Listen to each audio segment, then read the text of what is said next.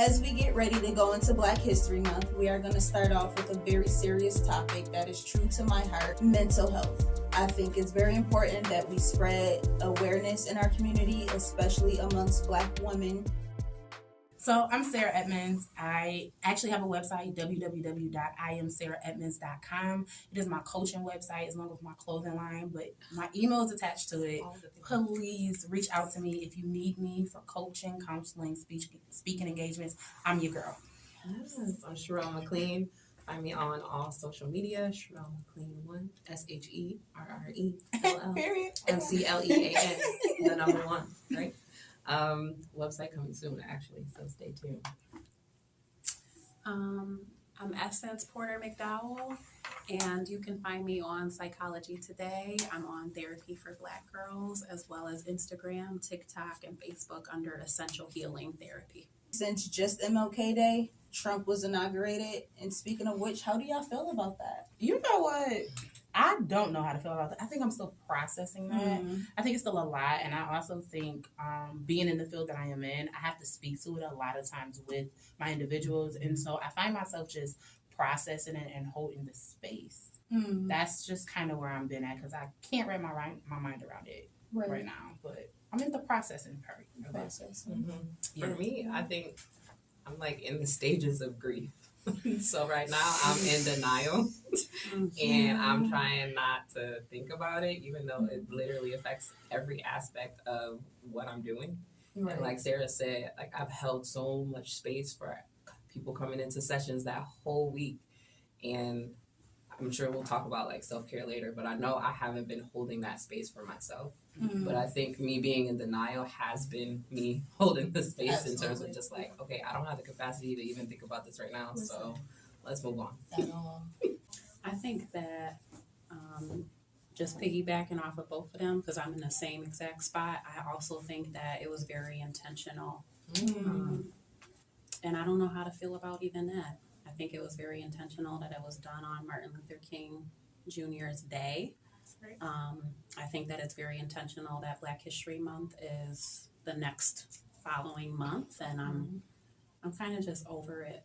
I want to just crawl back into my shell a little bit for the spring. I agree. And we don't have the luxury of doing that being mental health professionals. And so, Sherrell, you mentioned self-care, and we'll get to that, but we ain't there yet. Right. And I think that is okay. How I feel about Target, because personally that hurt more. Honestly, like to take our items off the shelves, right? Like, come on now. I was in the middle of making a purchase. That's the problem. Just made my purchase. You know, like, I'm not taking these groceries back, but like, dang, at all. And you know, I think you know, even though we make light of that, for about 17 hours, I was, you know, I'm being in Target. I rode past it a couple times, but then I really thought about it. Like, if we don't shop at Target for at least the brands that we need to support, and I'm big on Tab. That's Auntie Tab. Like, I love me some Auntie Tab, and so I cannot not, you know, go support my people. Now, everybody else, that's a different story. But for my people, I think that's going to make me go back into Target. But I don't know. I still feel uncomfortable. I still feel real uncomfortable. Are they keeping tab on the shelves, though? You know, that I didn't fully look into it. She got a contract that was for another year, she was saying. Remember when it first came out and everybody was like, oh, no, you shouldn't do it at Target. Pull it off the shelves. Take it somewhere else. No, look at us. Right. So for you, you're saying like, okay, we got to support our people. Well, from your perspective, but I also think that we got to support our people. And so if we're going to go, we're going to buy Black products. Yes. Right. Yes. Okay. That's a good insight to have on that. So why do you guys think it is important to normalize the topic of mental health awareness in the Black communities? Because it's not normalized. It's something we still kind of keep hushed. I think for me, I was raised that what happens in this house stays in this house. Right. And so if what happened in this house stayed in this house, and I'm supposed to talk about mental health, then how do I even know it's safe? How do I even know you have the capacity? How do I know I'm going to be reassured. I'm not going to be judged. And so I've formulated in my world, I'm unsubscribing from a lot of things. Like I am like literally unsubscribing from the things before us, because the things that we were taught a lot of the times, I just feel like it was for that era, not this era. And so I'm unsubscribing, and I'm going to talk about it. I will be that face, I will be that voice for the people, just to know that they can hold that space, because it's a lot of stigma to it. You have the stigma rather, okay, if I go, is they gonna look like me? Do they take my insurance? Is they gonna last? You know, do they understand what I really mean when I say this and not that? It don't mean this, but it means that. But, you know, do they understand, you know, are they going to, you know, actually be a person? Is they going to throw the book at me? Is they going to give me all these diagnoses? Is that going to jeopardize my job? Yeah. It's so much. Take it there. All of it. You talked about the unsubscribing, and I am totally here for it. Right? I love that. You also talked about the what happens here stays here, and the problem that I have with that is that I'm leaving, so it's coming with me. And so if we're not going to talk about what's happening in the house and how it's going to affect me outside of the house, you set me up for failure. So when I'm unsubscribing, it's because of that. And like, you know, the generation before us, they had to do things a certain type of way, and that's fine. But we need to start speaking out on these things, because again, it's affecting us in every area. So why wouldn't we talk about it? Absolutely. And my thing is, it's funny, Sarah, because I was thinking about that too. Like, I think in just, not even just the Black culture, but like in every culture, you have like this quiet child stays at the child's table and in a child's place. That's it. And I have a lot of problems with that, especially now that I've become a mom, because I don't want that for my baby. Like, I don't want him to not tell me things, or not feel like his voice isn't being heard because of like me just shutting him down, basically. And I feel like a lot of times, and this is what I teach a lot of my clients too, like we are designed to not hold things in. Like we are designed to release. Like literally when you exhale, like you exhale like toxins and carbon dioxide and things that are not supposed to be in your body. When you eat, like it releases, your body releases whatever it's not supposed to have. And like it's not meant to do that. Like you're not meant to hold things in, and it makes us sick. And then we walk around wondering why, when our child is 21 and they tell us that something has happened to them, you know, and that's not even, that's in every culture. I have a hard time with that. So I think it's really difficult to, for me to teach my son, or, you know, whoever I'm working with, to hold things in, because that's not how it should be anymore. Right. Absolutely. I just can't. So glad you touched on that from a mother's standpoint, because I always felt like it was our mothers and grandmothers saying what happens in this house stays in this house. And then we grew up, I'm not doing that to my child. So where did the emotional intelligence for our generation even come into play, to where our parents and grandparents didn't have it? Like, what was the switch? Because for my son, it's like, I want to provide that safe space. It's not what happens in this house. It's we going to take every action necessary. Yeah. But we didn't have that. So, like, our parents didn't have that either. So they did what they knew. You always hear that. Right. I did what I was taught. Yeah. Where was the switch? I think for me, you want that? Because I think you just opened up that mommyhood with that clinical, and girl, it gave me, as my daughter, my teenager would say, she would say, "Mommy, I need a moment." I love that. You know, she tells me all the time, "Mommy, I need a second. I need a moment." And I think when you asked about that emotional intelligence, I thought it was there, but baby, it's something about when you a mama, a mother,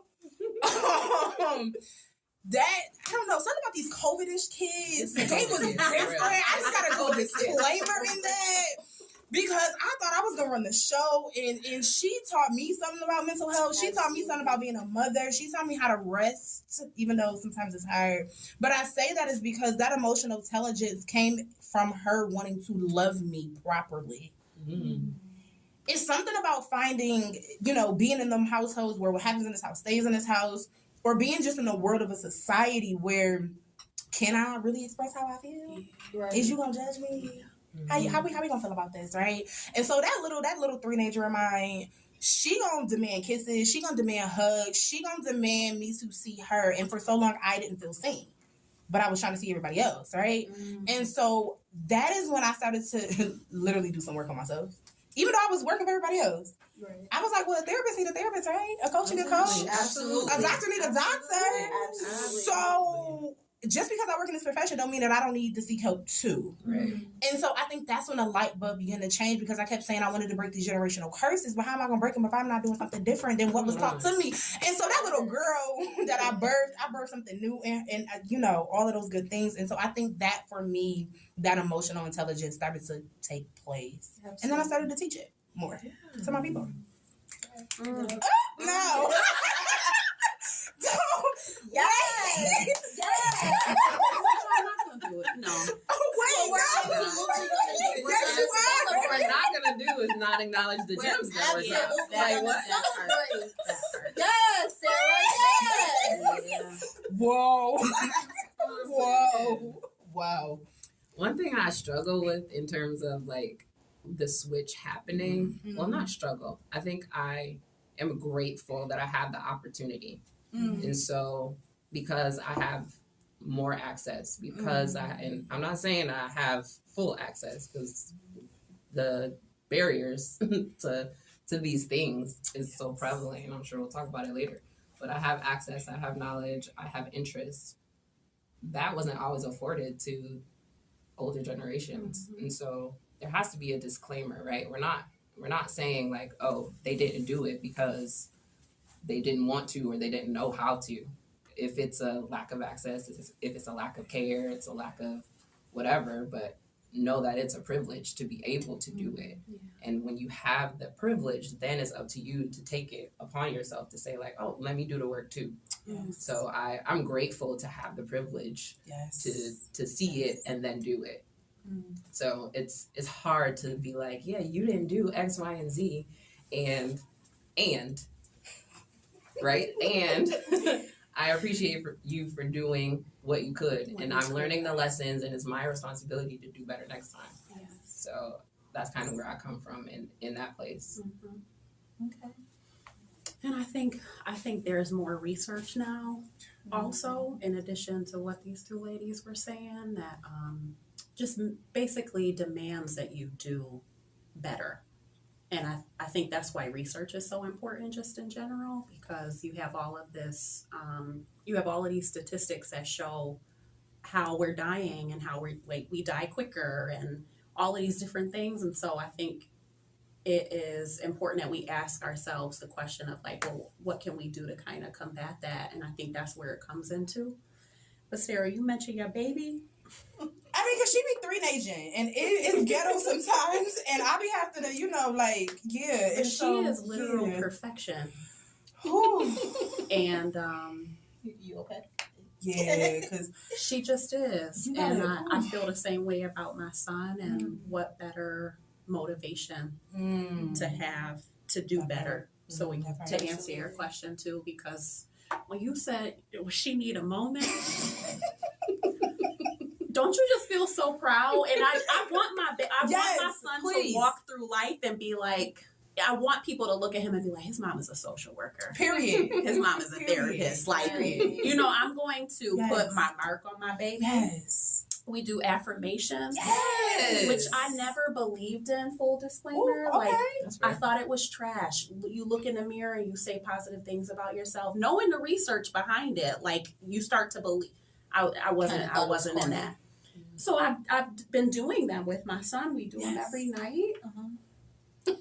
It's amazing. It's funny you say that. He just walks around now, like, not even, like, in the morning, I am kind. I am important. Yes. I am vulnerable. Like a 2-year-old knowing these words, I am fascinating.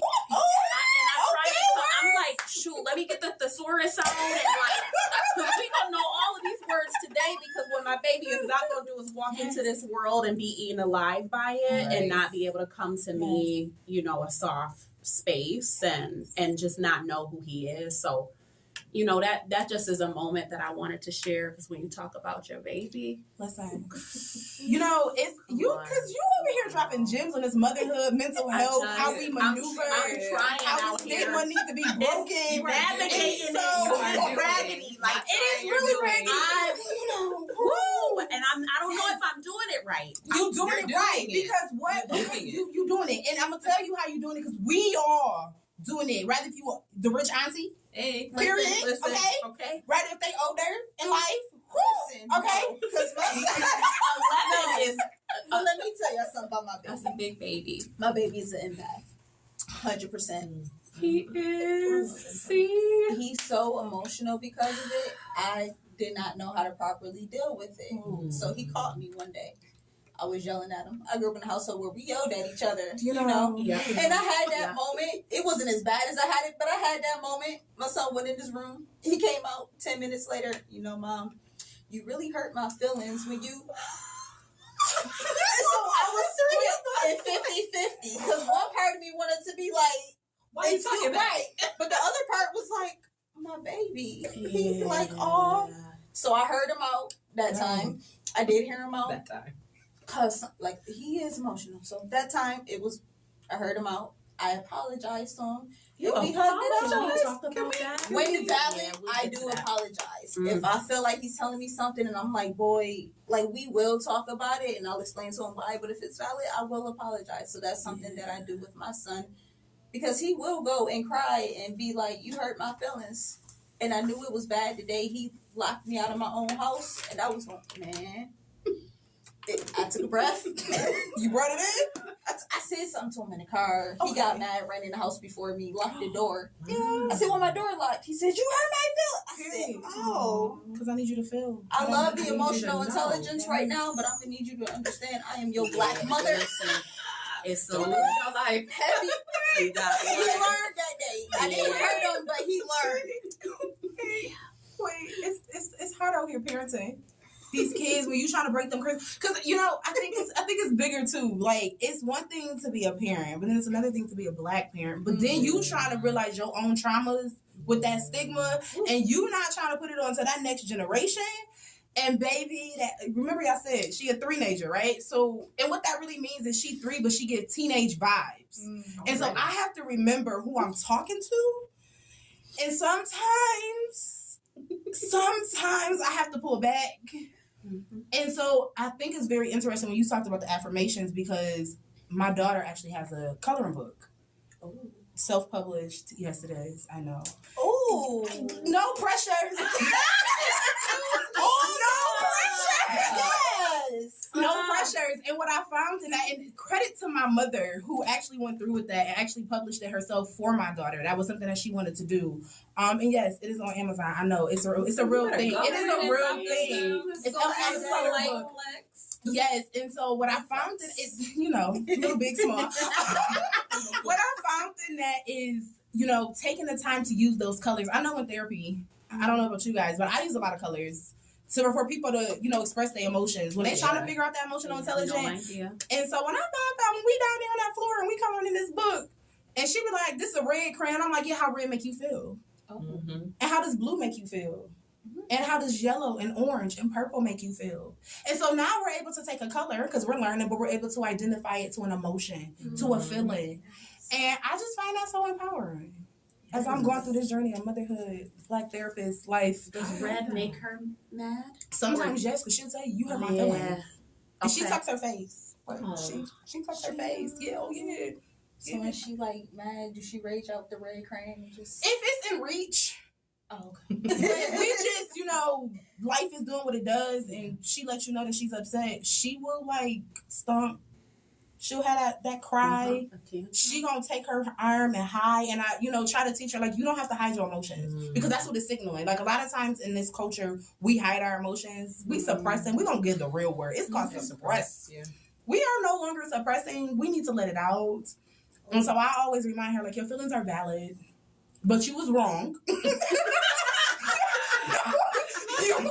You were wrong, and this is why you were wrong. But if we need to bring it in, and we need to have a hug, and we need to tighten that up, we can do that. But I want you to know that you was wrong, little girl. And that's where I'm at.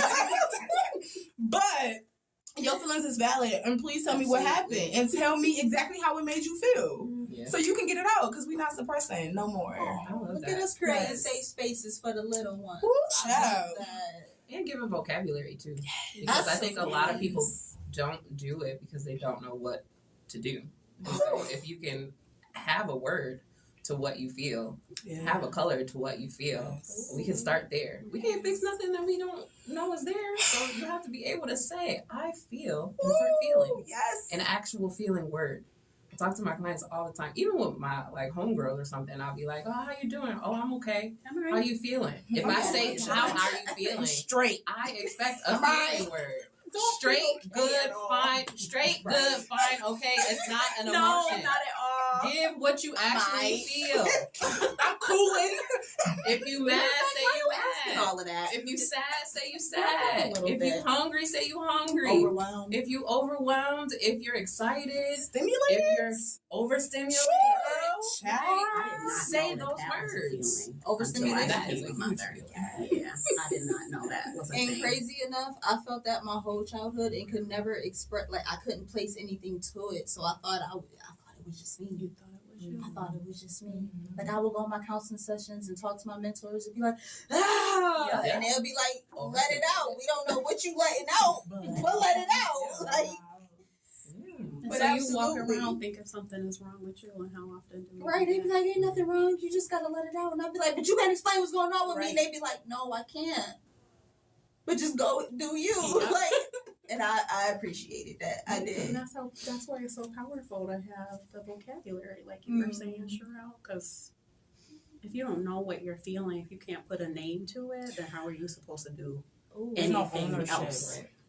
Yeah, and then taking accountability. That's hard. The A word. How am I supposed to do that though when I don't even know what's happening? No. And that's why therapy is so important.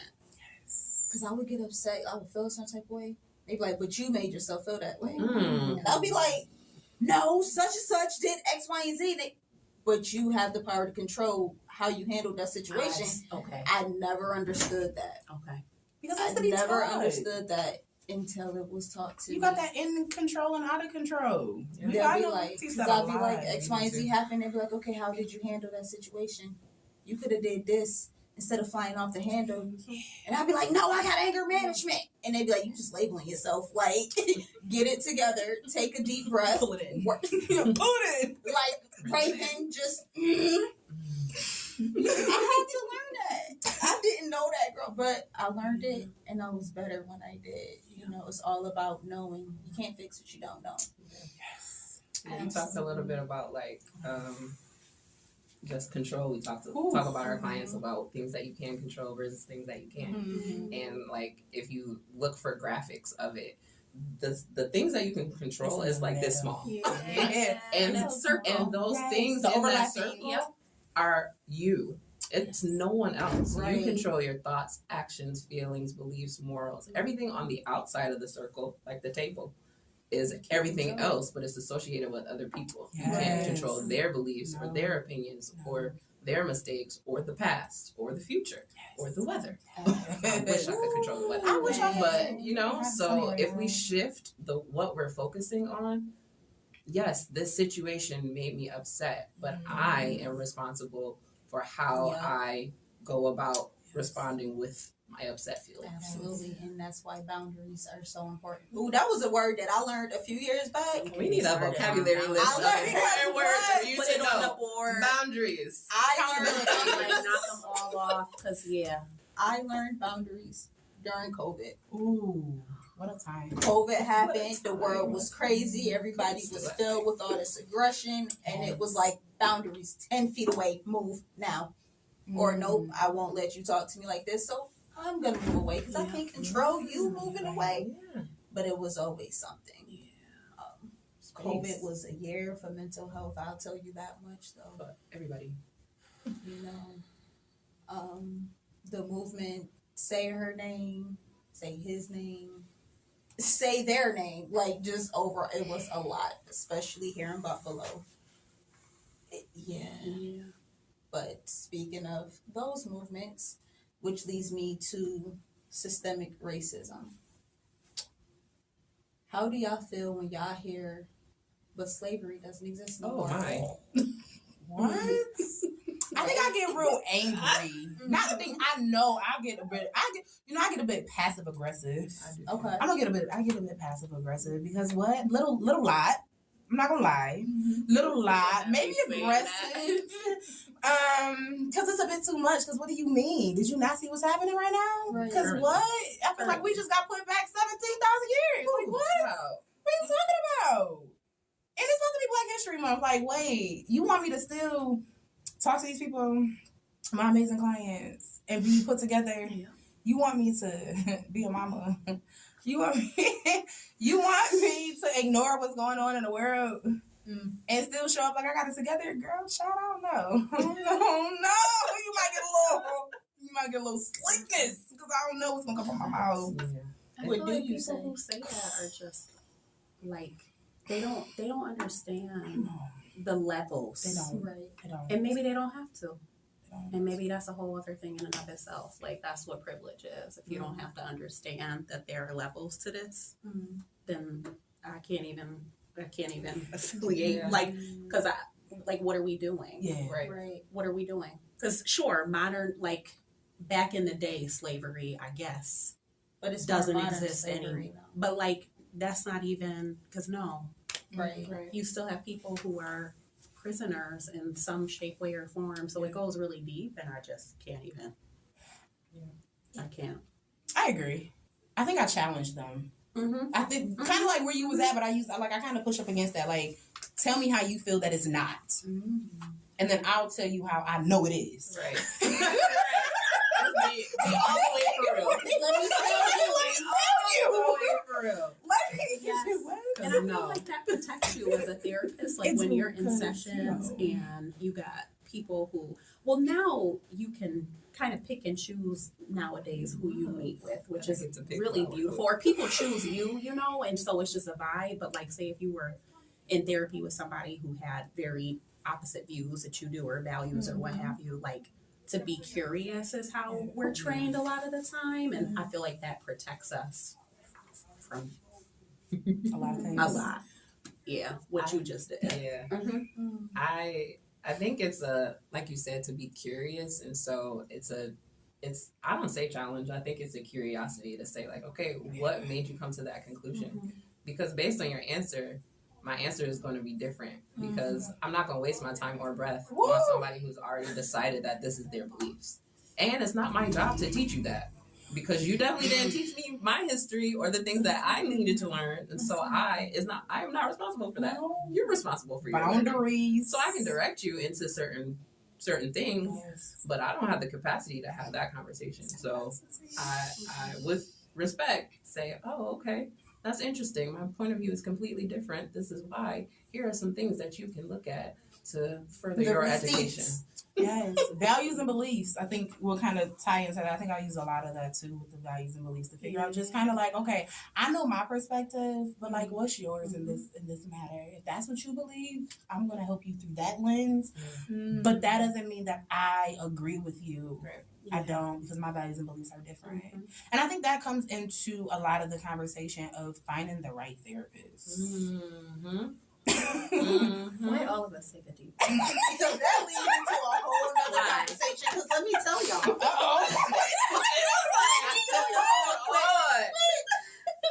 There's a water moment. It's a tea moment. Okay. It was given tea, for sure. But it's water.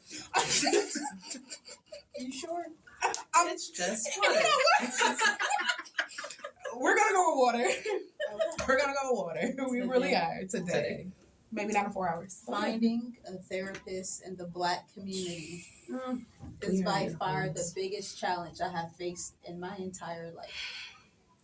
I started seeing a therapist in 2021. Okay. I loved her. Beautiful Black lady, ate down, loved going to my sessions. One day I went to schedule an appointment. She was no longer at the practice. I said, okay, I gotta find another Black therapist to go to, get acquainted with. Either they don't take the health insurance. I went through the what is the program you have through work where they help you find therapists and things like that? EAP. They paired me with somebody in Rochester. I said, so there's no one here in Buffalo. They was like, not on this insurance. It's so hard finding those safe spaces for us, and the ones that are for us, such as you three. I'm assuming that there's like funding things, like funding issues, because y'all can only take what y'all can take, which professionally, I understand. You know. But mentally, I want to cry. You know. Like, I want to cry. I want to cry for you and with you. Right. Right. You know, this is such a tough one. So, speaking from a perspective of being a clinician, I like to give chimes. Like, let's give the back end to educate on why we can't do a lot of the things that we want to do. please. Because one of the things, and I'm just gonna be honest, one of the things is certain insurance companies, more so government insurance companies. Okay. Did I just hit a nerve, you guys? I'm sorry. They don't play these clinicians the way that they should, like the other insurance companies. And so if you have like kind of what's considered government insurance, you guys know them government insurances. Nothing wrong with it, but our community got a lot of it. Right. Okay.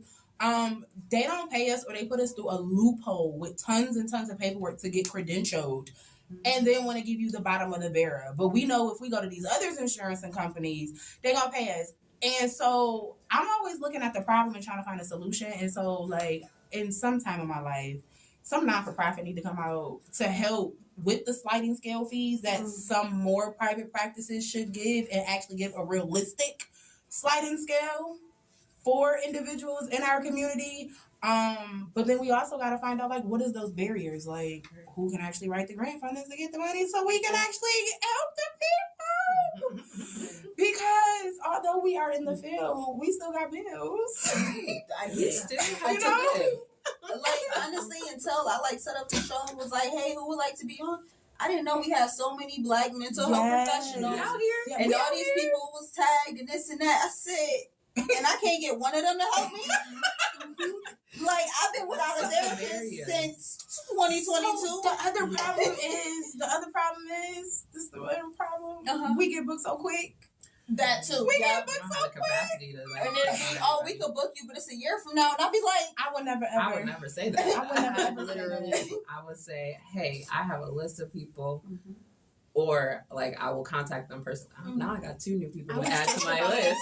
Like, That this is beautiful Yes. Yeah, you refer people out. and we got to talk about specialties, you know, after this and everything, Absolutely. because I would be happy to refer, you know, Right. like, because we don't all have the we're gonna do capacity. some But research. to We're answer gonna add your it question, in. there are a We're lot gonna of get y'all all different, the you know, the people that talk with Absolutely. therapists. I love Another thing There are I a would lot of say different, too, in terms of barriers access, as to I love why that. So it's so difficult. I will say Yes, that they it's, do. Sunday, it's Wednesday, a Friday, little like, bit and easier evening. now. We still Okay. have more a access. long way to go. But to You your mentioned point, we talked Rochester and about the everything, barrier which of I think access, is like you barrier. weren't filling it When out. we Obviously, say it access, seemed like it's you not want face just to access face, to like care. that's Right, what they you told me want. go virtual, which is great. And Sarah already talked about how if we high quality and we go into these insurance companies and you're not treating us with the high quality work, you're not going to do that for you. So I'm not going to do that for me.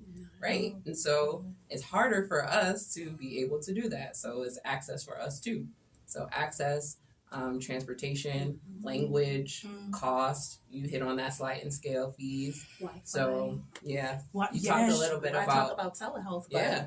If you don't have Wi-Fi, you don't have the capacity to do that, right? I think also in that, when you talk about the virtual aspects, what if whatever they need to talk about, that individual is in the house? So how do we even know this is safe and we are HIPAA compliant? I think that's another piece too. Like, I need to talk about a situation that I'm dealing with in the home, and you're telling me I need to go virtual. Yeah. That was a lot of the kickback in COVID. Yep. That was rough, tough, especially with domestic violence. Oh my gosh. Yes, that's so true. I think so. Like, I just started dipping into insurance companies, and I started my practice in 2021, and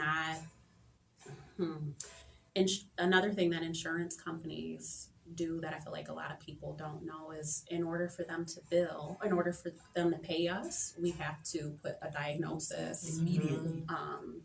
Immediately. Yeah. The first conversation give people a diagnosis, and that made me so uncomfortable that was why I was private pay up until this year, because I didn't want people to do that.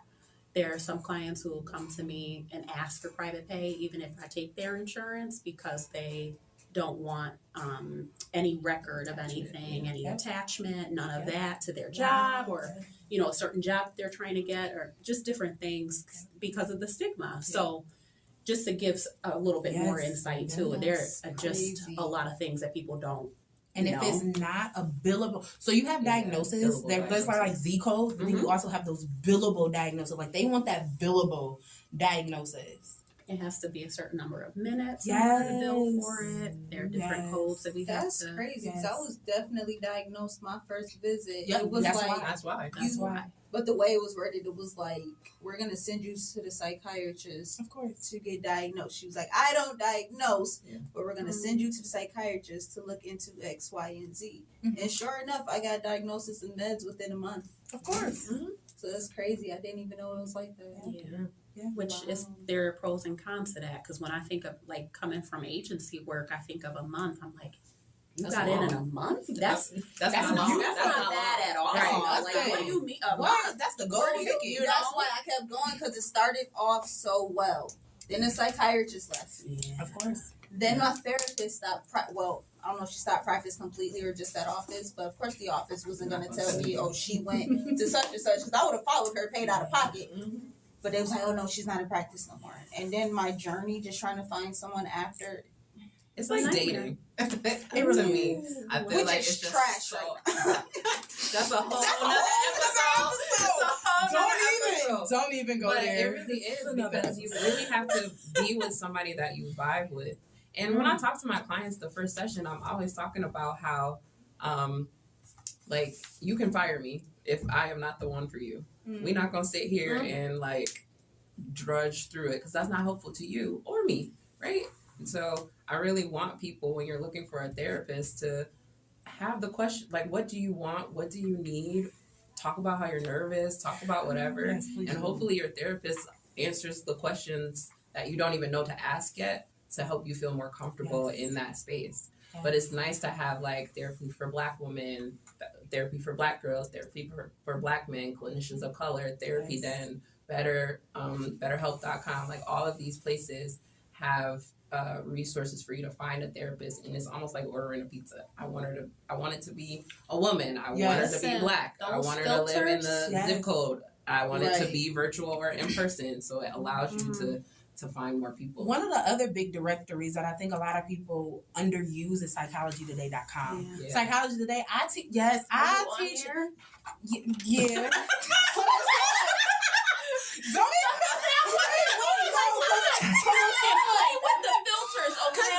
Because it helps you, man.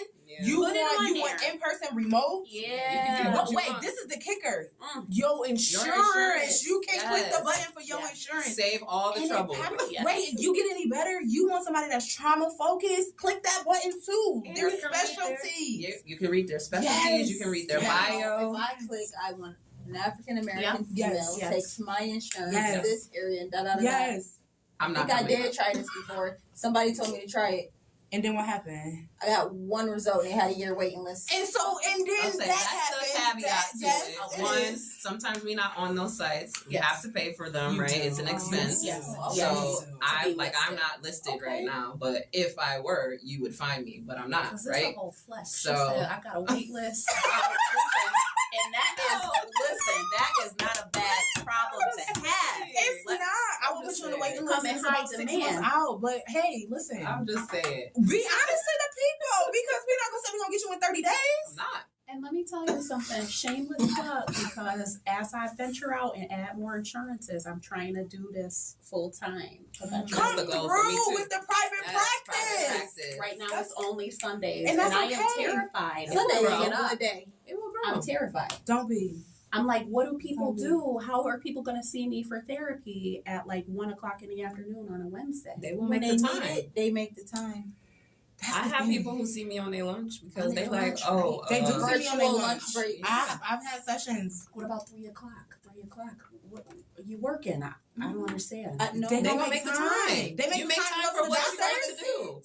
I don't know if you guys do kids as well, but if they're in school, even in school, has to set aside that time. Yeah. In an office, I learned that during COVID too, because I also had my son seeing a therapist because he had questions I couldn't answer, you Mhm. know. So I said, you know what, baby, let's get you a therapist too. Yes. And he would get on weekly every morning, Let's go. and he knew her by name, and they would have so much fun. Yes. You already breaking. Come and this is on. what come on now. Like, Let's go. and as you can see, like we have our own insecurities too. 'Cause I'm like, how am I gonna do this? Y'all still full do time? it. Like, Like, there is no look, way. That's how you Or do it. Y'all know my slogan. Therapists need therapists too. It's just Sarah. I'm just me. Are more than just Sarah. Just listen, too much pressure, It's a brings lot some of anxiety. it is a It lot. is. And so Funny, I don't tell people what I do. Like, when no, I'm not at out. all. But it happens because like it's just on you. Yeah. If you're a Yeah. therapist and you're a good Yeah. therapist, people Come just on know. with the alkaline. You don't turn it I off. don't You're a go around therapist wherever you're at. psychoanalyzing people, not but on like, purpose, but I I don't don't work work no, that takes way too much energy. I'm not doing my No, job I all the don't time. want to. But it is But- within me. I love that you said that Yeah. because I can't turn it off. Y'all gonna make me It's get on. biblical in a minute. all of a sudden, Because if God is within her, she shall not fail. And that's how you're gonna have your full-time private practice. So we So why you speaking been it. worrying? We You know, speaking it. give us like if you gave us a couple more hours, I swear all of us would be in tears, like low key, because that hit my soul, and I'm not about to go there today. Okay, No. okay. But like I needed that, Her and too. I needed this, and I'm Her too. just like really grateful to be here. I really am, This was great. because this was y'all gonna see in the little bloopers. Y'all doing bloopers? It's about to be Toxic. We definitely started off talking. Steven here. People Pulowski. know that about me. we gonna ask these. No. Listen, You y'all. cannot put that in here. I didn't even drink my water. Wait a It's minute. not entitled. So happy I didn't drink this He held it together for an hour. When I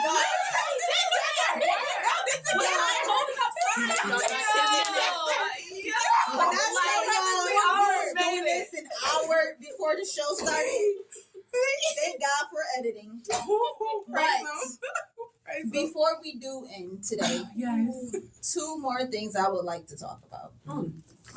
The first one being self-care methods. Yes. And the second part, just you guys explaining where they can find you, your resources, things like that. Okay. Right? Self-care. Self-care, it's a big one. Sarah talked about resting earlier. I have not perfected that yet. Full transparency. As a mom, a wife, a professional, it's hard and it's still demonized and weaponized against us, I feel like. But trying to do that whenever you can, and I feel like there are different kinds of rest. You got emotional rest, all of these things. There's like 7 of them, but one of my favorite quotes goes, there are two types of tired, one that requires rest and one that requires peace. Yes. And every time I hear it, I feel like, oh, sheesh. Like, what can I do to add more peace to my life? So I feel like even just asking that question, like, what can I do to add more peace, more rest, more ease? Because historically, those are things that have been taken away from us. So much so that we don't even know what that looks like anymore for us as women of color. Speaking from that lens, so I personally like massages. I fully recognize that that's not always an affordable thing for everybody, which is really unfortunate because I feel like they're very healing. But I'm in my soft girl era. Okay, come on. Massages, facials, like, so give that to somebody as a gift if they can't afford it. I will love you forever. Like, that's just one tiny way to take care of yourself because it slows down your nervous system. And when you're up here all of the time, it is exhausting. Yeah. When you talk about the different stages of rest, I was thinking of the book, and it's I had to look it up because don't get me to making up stuff. But it's called Sacred Rest by Dr. Sandra Dalton Smith, and she talks about the different types of rest, the 7 different types of rest. And I'm currently reading Rest is Resistance from Trisha Hersey, because my word for the year is rest. Every year I name, when I do my vision board, I name whatever my theme is, and it's really rest. And while I am very strict about my boundaries, so like in terms of rest in that way, I've got that narrowed down, but there's different seasons. So in this season, I have to relearn what rest looks like for me. And so I'm really trying to like slow down. And the mornings are mine, no matter what. The mornings are mine. And so if I have to wake up earlier, which I don't like to do, my body is making me do it because I need that time to recalibrate. And so while I'm not sleeping, the rest is me being like, okay, I like to have my tea. I like to read my scriptures. I like to pray. I like to journal. And that's my time. So self-care and my rest looks like me actually pouring back into me. Because what's happening is y'all not getting what's in my cup. You're getting the overflow of what's in my cup. So I gotta dedicate that time for me. It's a sermon. It is, and I think you was hating in my area of life because I think I talk about self-care a lot, but what I find, and I always tell my clients, I learn from you. And so I remember having a client that talked about well, what if I'm not able to afford those things? And so that led me, because there's always layers to Sarah, you just got to talk to her. I'm just Sarah. That led me to create a journal with writing prompts to help guide journaling. It's I know. Think it want to get it. It is on Amazon. It's really a real thing. I know. And so I actually took the writing prompts out of my journal to create the journal because I needed to speak from self, like what I was actually going through. And so taking those, because a lot of times we talk about journaling, but people are like, it's a blank page. Right. I don't even know what to write. And so I found like, okay, here's the problem. How do we find a solution? And so I find just in my self-care, if I don't journal, if I don't pray, if I don't got no scripture attached to me, first of all, I don't got no money attached to it. 1. Right. And if it is, it's just that journal. But 2, it pours into me just like you said. And so I'm like, I can't keep pouring out if ain't nothing in there. Right. And so I had to figure out a way to pour back into me. And so that is something that I do. Journaling, I find to be so expressive. And it doesn't even have to mean something is wrong.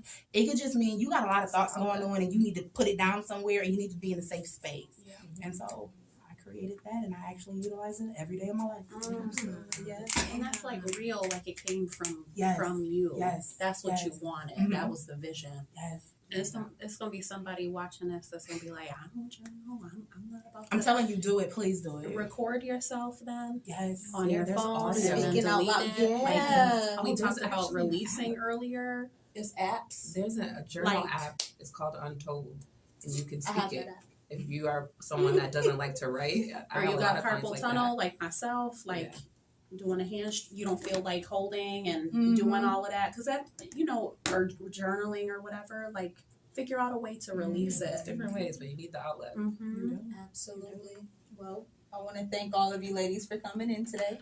for our relaunch of Toxic Black Girl. If we can, if each of you would just give your names again and where we can find you, and that would be amazing. So I'm Sarah Edmonds. I actually have a website, www.iamsarahetmonds.com. It is my coaching website as well as my clothing line, but my email is attached to it. Please reach out to me if you need me for coaching, counseling, speaking engagements. I'm your girl. Yes, I'm Sherrell McLean. Find me on all social media, Sherrell McLean1, SHERRELL Period. MCLEAN, the number 1, right? Website coming soon, actually, so stay tuned. I'm Essence Porter McDowell, and you can find me on Psychology Today. I'm on TherapyforBlackGirls, as well as Instagram, TikTok, and Facebook under Essential Healing Therapy. Yes. Well, thank you all. Thank you for having us. I'm honored.